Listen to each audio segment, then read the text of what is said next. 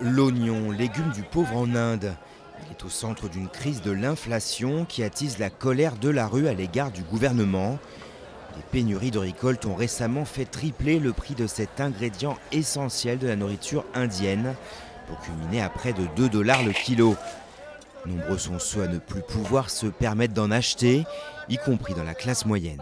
Nous avons moins d'argent et plus de dépenses. Maintenant, les oignons sont devenus si chers et nos revenus sont les mêmes. Alors dites-moi, qu'est-on supposé manger? Les oignons sont utilisés partout, avec les légumes, la viande, le poulet. On ne peut rien faire sans les oignons. On s'agite comme des fourmis au marché aux légumes de Delhi.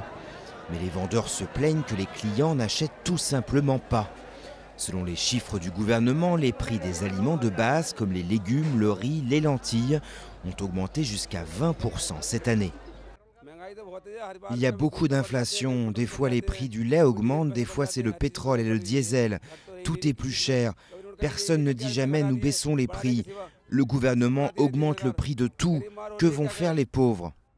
Une colère qui monte dans la population et qui a de quoi inquiéter la classe politique. L'oignon peut en effet faire chuter un gouvernement. C'est arrivé en 1998. Le prix de l'oignon avait été multiplié par 6, entraînant la défaite du parti au pouvoir à Delhi.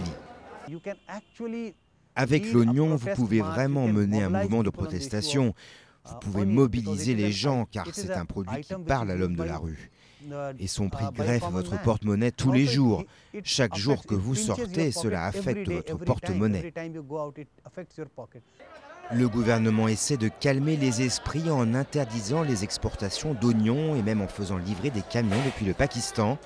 Mercredi, une taxe sur le précieux bulbe a même été supprimée, mais rien ne garantit que l'envolée des prix est terminée.